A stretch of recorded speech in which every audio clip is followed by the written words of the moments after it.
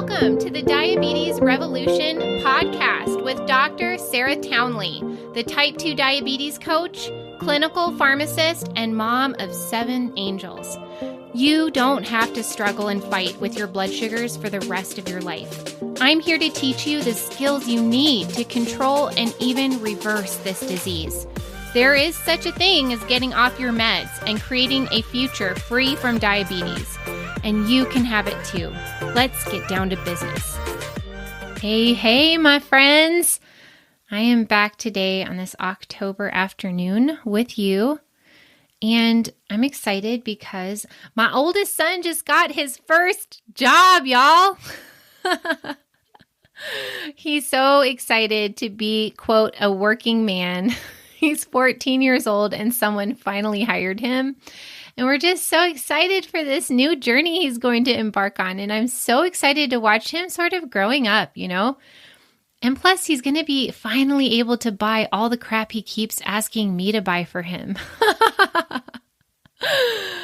So lots of good stuff going on here in the Townley household at the moment. And today, I have been wanting to talk about this topic for some time. It comes up often in my coaching sessions with clients, and it shows up in all kinds of ways, but almost all of us can relate to this problem in one way or another because most of us have other people in our lives who we either take care of or who are directly impacted by our decisions. It's the problem of prioritizing our own needs, making our own needs as important as or more important than other people's needs.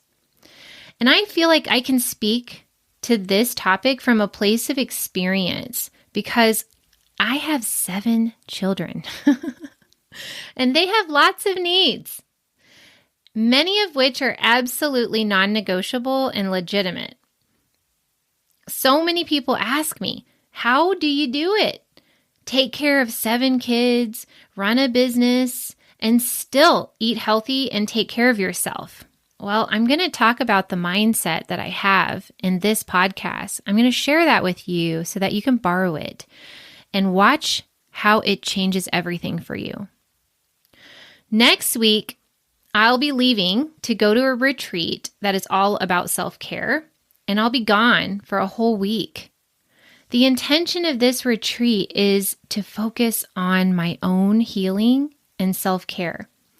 And though it is hard to leave, and I don't do it often, I understand that it's my responsibility to prioritize and actualize the best version of myself that I can, so that I can be the best version of myself in all my relationships.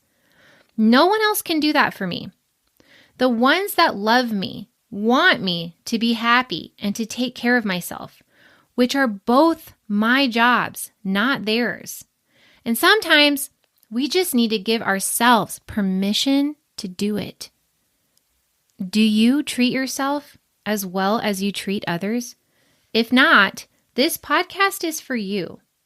We are going to obliterate the cultural brainwashing that we've been raised with, that self-sacrifice is how we earn our self-worth.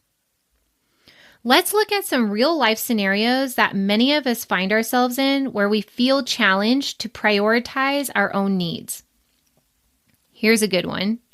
You really want to transition to eating healthier, more consistently, but your family is not really on board. Over and over, you keep giving in to takeout or drive-through or easy dinners full of processed, low-quality food because it's easier than deciding to take it all on by yourself.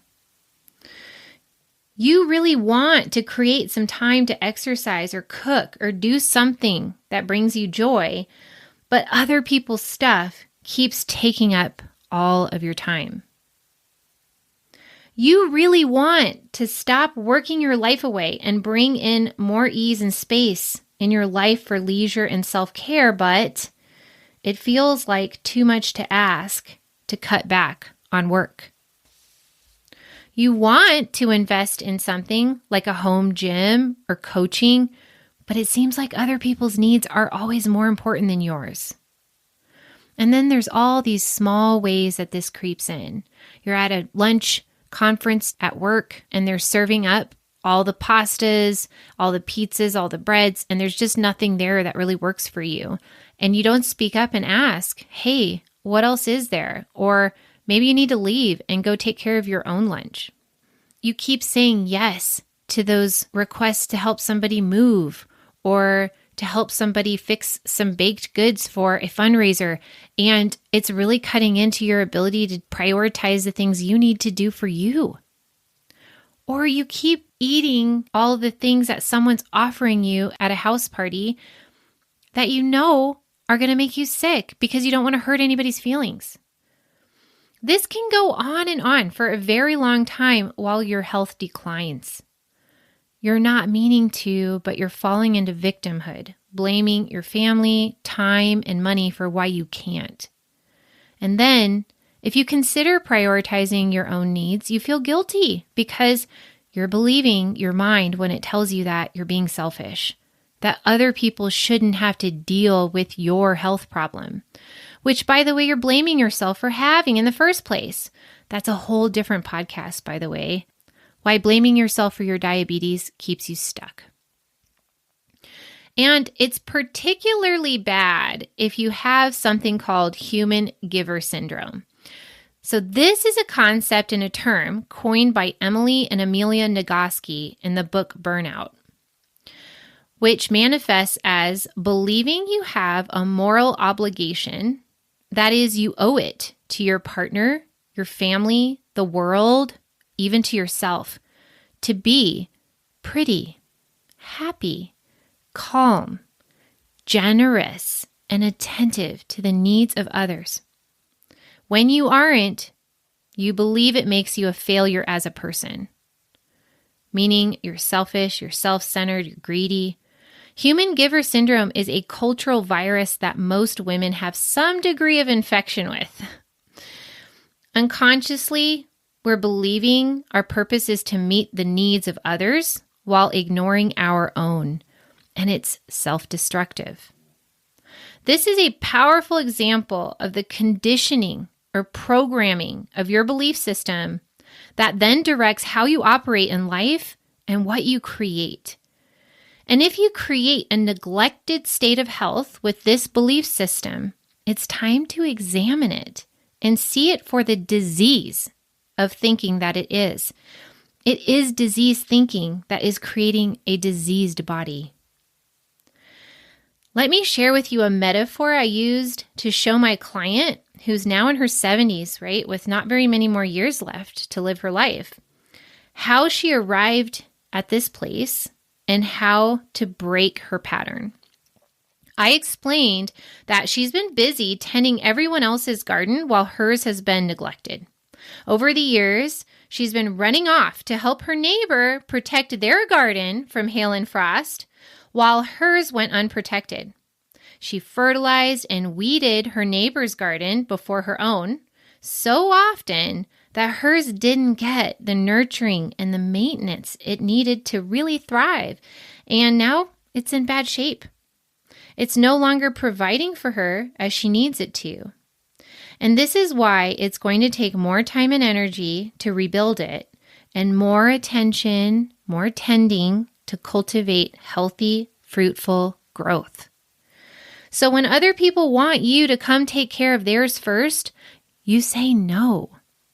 I've got to watch after my own first. When the weather threatens, aka life gets crazy, you take extra care to ensure your garden is safe and managed. And when your garden is thriving, won't you have so much to give? Yes, this is the essence of self-care. You must receive first in order to give. If your goal is to serve those you love powerfully and generously, you must care for yourself first. It's a me first mentality. Now, if this triggers you, I want you to see this as an invitation to get curious It's an opportunity for you to uncover potentially a belief that is not serving you in your life. I learned this from an amazing coach during a particular session when I was getting coached around some pain I was having in my motherhood. I'll tell you really quick the story to set this up so you get the context of me first thinking. So I had just went through the tribulation of making the time after dinner one night to go to Costco for groceries. And I'm a person who really does use all the minutes in my life, guys. And so I come home with a carload of groceries that cost hundreds of dollars, and I'm unloading it and putting it away, and I notice a large glass full of heavy whipping cream on the kids' table, like 10 ounces of heavy whipping cream. Okay? Nobody in earshot would admit it was theirs, probably because the way I was asking, right? And clearly, nobody was going to be drinking it. So now I'm pouring it down the sink, okay? And I just went to the store, spent all the money to haul all the groceries home, only to pour it down the sink, and it just really triggered me. So later on, I'm getting coached. I'm asking my coach, how do I stop myself from acting out of anger and resentment? And I'm thinking, what I'm really thinking is, how can I make them understand so that this never happens again? AKA, control the little people so I can feel better. And she said, Sarah, I think you're asking the wrong question. I think you need to ask yourself, what would be the most supportive for me right now? And I was momentarily stunned. It was like, whoa, what do I need right now?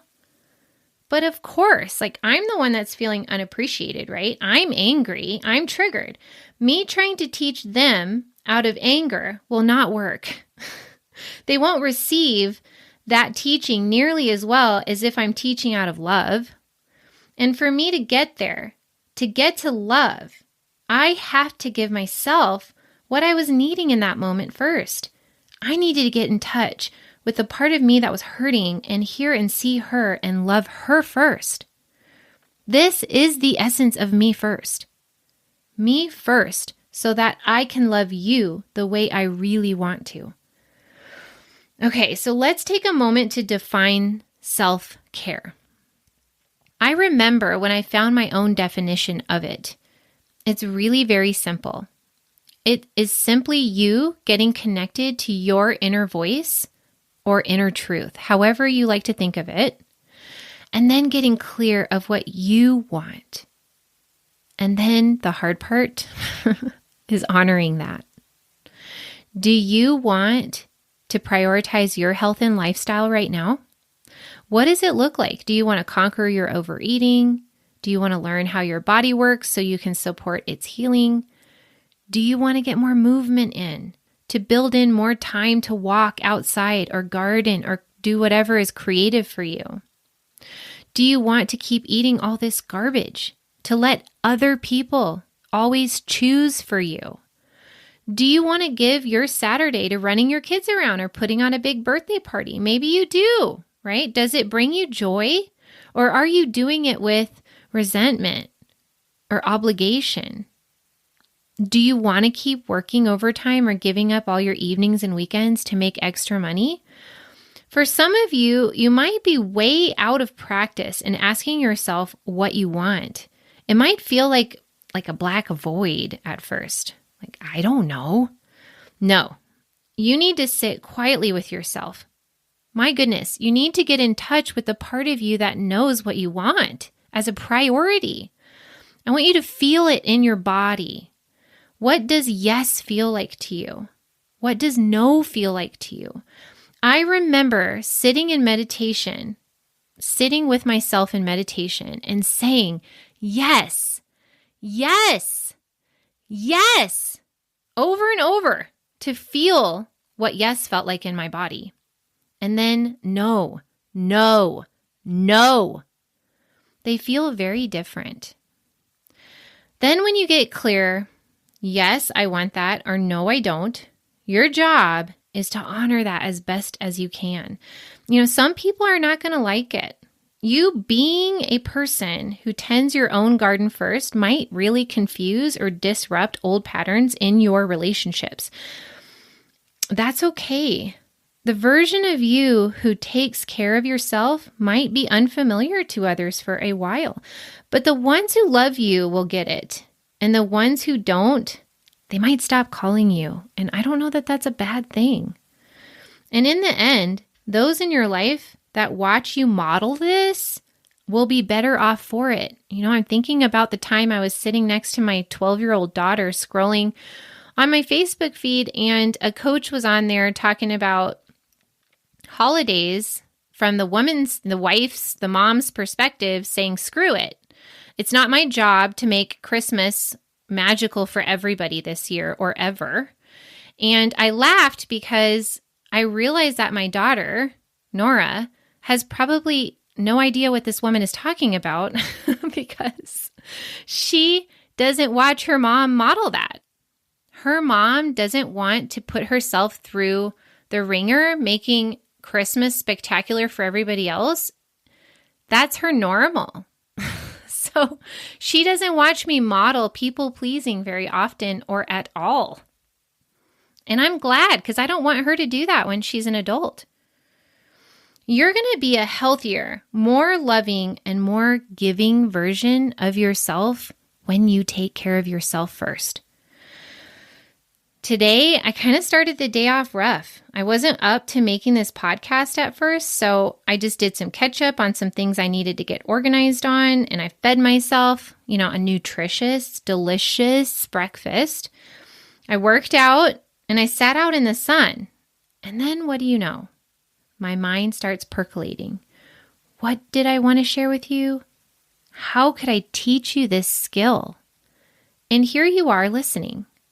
I'm able to give because I allowed myself to receive first. And isn't that as it should be? It isn't selfish. And in many ways, it's selfless.